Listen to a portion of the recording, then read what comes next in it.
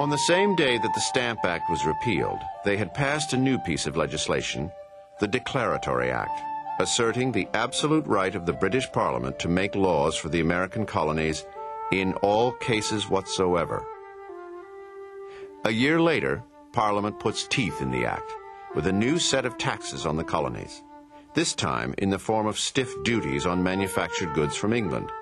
Everything from paint to window panes to tea.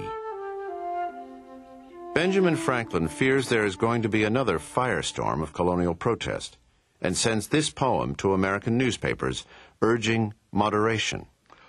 We have an old mother who peevish is grown. She snubs us like children that scarce walk alone.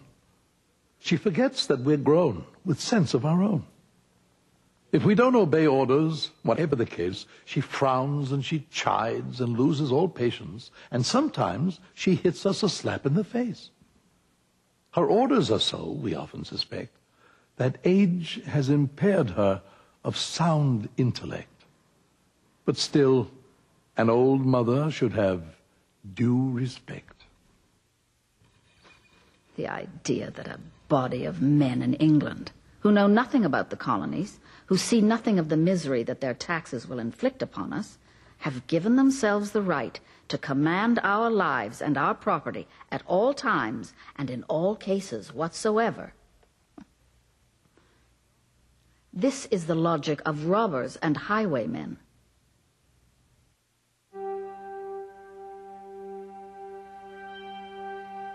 The Declaratory Act strikes terror in their hearts. Earlier in the century, an almost identical act had been used to subjugate Ireland. The colonists will have to take action.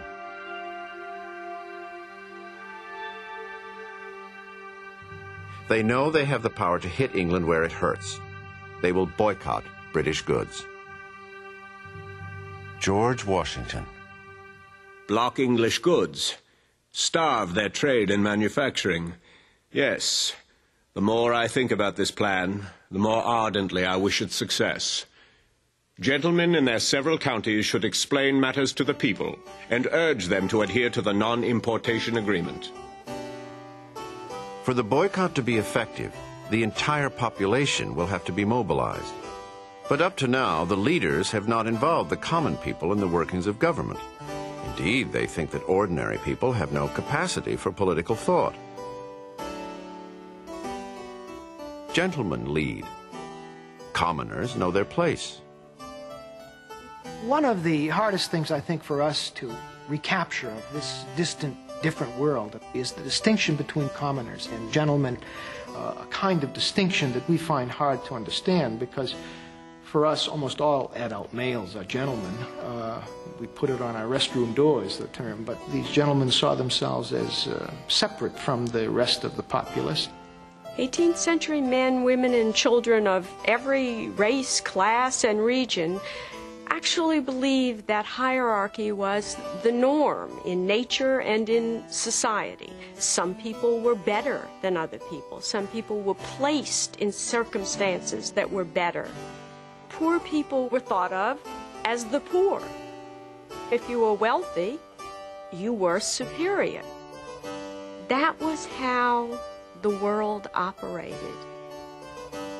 This world is beginning to change as common people take an active role in the protest movement.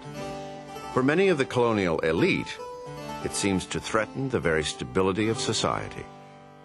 There are these town meetings, which people of wealth and character do not even attend, because they are sure to be outvoted by men of the lowest order.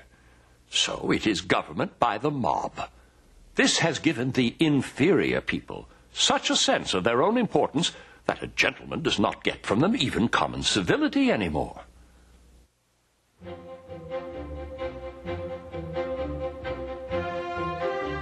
As the boycott grows and shops once filled with British merchandise begin to empty, more and more people are choosing to make do without imported manufactured goods.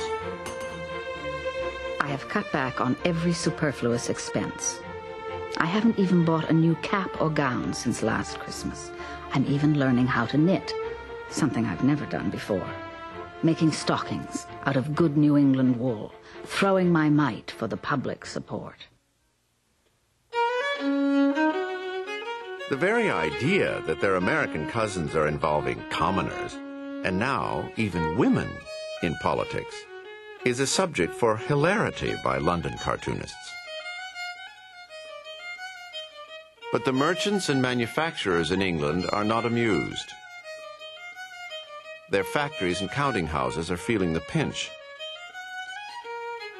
The British ministry blames a few ringleaders for all the troubles, particularly a Boston radical who celebrates popular protest, Samuel Adams. I am no friend of riots and tumults. But when people are oppressed, when their rights are infringed upon, when arbitrary rulers are put over them, when government is secret, the people become alarmed. If they have any spirit of freedom, they'll fight for their liberties, and they're justified in doing so. Unofficial courts, run by popular committees, begin dispensing a rough form of justice. It is more than some gentlemen have bargained for. A few days ago, we got a taste of committee justice. They got hold of a customs officer by the name of Malcolm. It was the coldest night of the winter. He's stripped, stark naked, his body covered all over with tar and then with feathers. They drag him through town in a cart. Crowds beating him with clubs. They say they'll hang him unless he'll curse the governor and the parliament, which they couldn't make him do. The doctors say his flesh was coming off his back in slabs. It's impossible that the poor creature can live long.